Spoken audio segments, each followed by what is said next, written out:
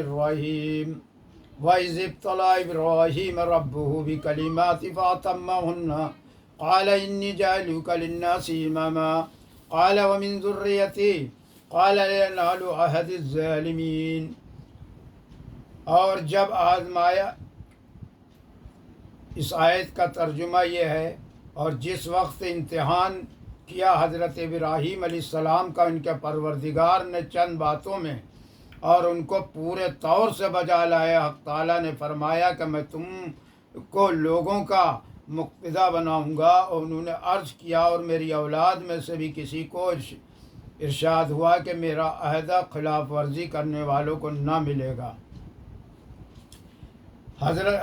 تفسیر حضرت ابراہیم علیہ السلام کا تذکرہ اور اس کے مقاصد۔ اول یہ کہ امامت اور پیشوائی کا مرتبہ جب ہی ملتا ہے کہ جب اللہ تعالیٰ کے امتحان میں کامیاب اور درست نکلے۔ ظالم و فاسق ہو کر امامت و دینی سرداری و پیشوائی کا خیال بالکل غلط ہے۔ دوم یہ بتلانا کہ خانہ کعبہ جو اہل اسلام کا قبلہ ہے وہ حضرت ابراہیم علیہ السلام ہی کا بنایا ہوا ہے۔ اس کی فضیلت و بزرگی میں کوئی کلام نہیں کیا جا سکتا، اور اہل اسلام کا قبلہ وہی ہے جو حضرت ابراہیم علیہ السلام کا قبلہ تھا۔ سوم یہ ملت اسلام وہی ملت ابراہیمی ہے۔ چہارم یہ کہ امت مسلمہ اور نبی آخر الزماں جناب حضرت محمد مصطفیٰ صلی اللہ علیہ وسلم کے ظہور اور بعث کے دعا سب سے پہلے حضرت ابراہیم علیہ السلام نے کی تھی، لہذا حضرت ابراہیم علیہ السلام کے طریقے پر وہی ہو سکتا ہے کہ جو ملت اسلام کو قبول کرے اور بنی آخر الزماں صلی اللہ علیہ وسلم پر ایمان لائے۔ پنجم یہ کہ بنی اسرائیل کا یہ خیال کرنا کہ نبی آخر الزماں ہمارے خاندان سے نہیں، اس لیے ہم ان پر ایمان نہیں لائیں گے، یہ خیال بالکل غلط اور باطل ہے۔ اس لیے کہ حضرت ابراہیم علیہ السلام کے دو صاحبزادے تھے، ایک اسحاق علیہ السلام جن کے بیٹے اسرائیل یعنی یعقوب علیہ السلام ہیں، اور حضرت ابراہیم علیہ السلام کے دوسرے بڑے بیٹے حضرت اسماعیل علیہ السلام ہیں۔ ایک مدت تک نبوت اور رسالت حضرت اسحاق اور یعقوب علیہ السلام کی اولاد میں رہی، اب وہ فضیلت حضرت اسماعیل کی اولاد کو بھی پہنچی، یعنی نبوت اور رسالت اب نبی اسرائیل سے بنی اسماعیل کی طرف منتقل ہوئی، اور حضرت ابراہیم علیہ السلام نے اپنے دونوں ہی بیٹوں کے لیے برکت کی دعا مانگی تھی۔ پس یہود کو چاہیے کہ اب نبی آخر الزماں پر ایمان لائیں کہ جو ابراہیم اور اسماعیل علیہ السلام کی اولاد میں سے ہیں، اور جن کا ظہور دعائے ابراہیمی کی برکت کا ثمرہ ہے۔ حضرت ابراہیم علیہ السلام کی آزمائش۔ وَإِذِ ابْتَلَىٰ إِبْرَاهِيمَ رَبُّهُ بِكَلِمَاتٍ فَأَتَمَّهُنَّ قَالَ إِنِّي جَاعِلُكَ لِلنَّاسِ إِمَامًا۔ یہاں اس آیت میں حق تعالیٰ نے اپنے پیغمبر حضرت ابراہیم علیہ السلام کے مختلف امتحانات اور ان میں ان کی کامیابی اور اس کے انعام و صلہ کا بیان فرمایا ہے۔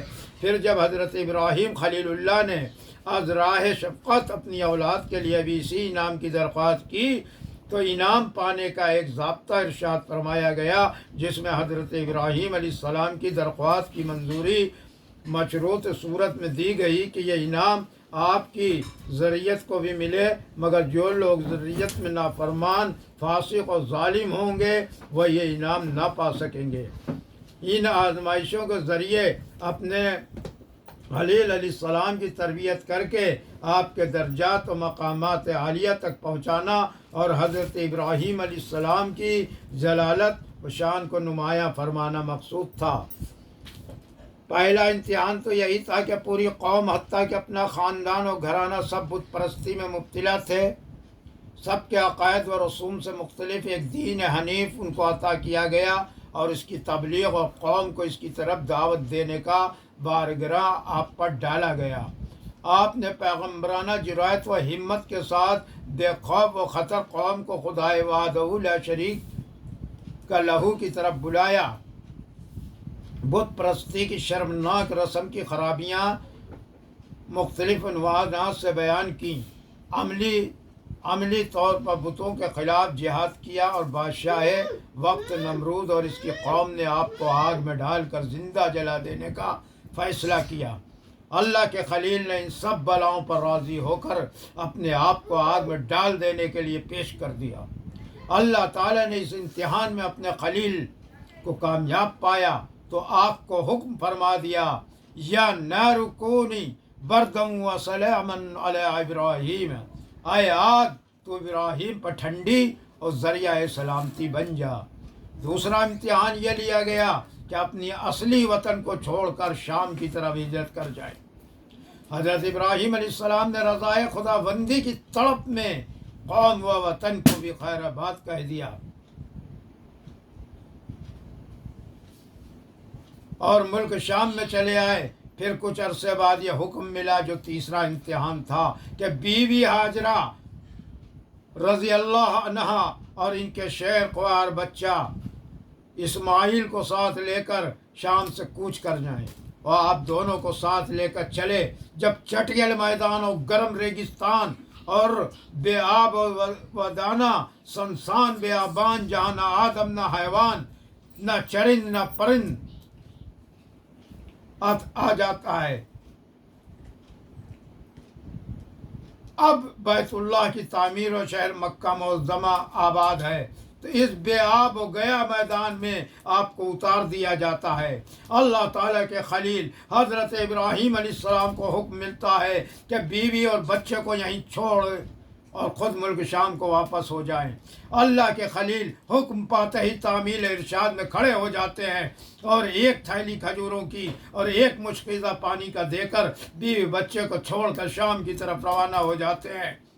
तामील हुक्म में इतनी ताख़ीर भी गवारा नहीं कि बीवी को ये इत्तला ही दे दें। हज़रत हाजरा जब आपको जाते हुए देखती हैं तो पुकारती हैं और कहती हैं कि इस लक व दक मैदान में छोड़कर हमको आप कहाँ जा रहे हैं, मगर आप कुछ जवाब नहीं देते। मगर वो बीवी हज़रत खलीलुल्लाह की बीवी थी, समझ गई कि ये माजरा क्या है और कहने लगी कि क्या आपको अल्लाह ताला का ऐसा हुक्म मिला है। आपने फरमाया कि हाँ। हज़रत हाजरा को जब हुक्म खुदाबंदी का इल्म हो गया तो फरमाया कि अच्छा जाइए, जिस मालिक ने आपको चले जाने का हुक्म फरमाया है वो हमें भी ज़ाय नहीं करेगा। फिर रहमत खुदाबंदी ने हज़रत हाजरा और हज़रत इस्माइल को पाला और खुश्क ज़मीन से पानी का एक चश्मा जिसको आज तक जमजम कहते हैं निकाल देना। फिर आबादी का सामान हुआ। हज़रत इब्राहीम अलैहिस्सलाम कभी कभी तशरीफ़ लाते और हज़रत हाजरा और हज़रत इस्माइल को देख जाते। जब हज़रत इस्माइल बड़े और समझदार हो गए तो अल्लाह ताला चौथा इम्तिहान लेते हैं।